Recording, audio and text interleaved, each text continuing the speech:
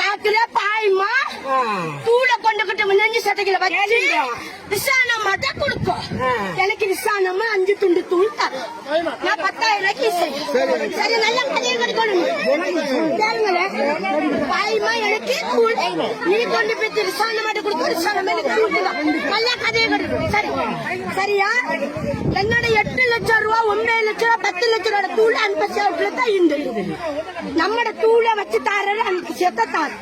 நான் 10,000 ரூபாய் கிழமையில கொடுத்துவேன். நல்ல கதையை கேட்போம்.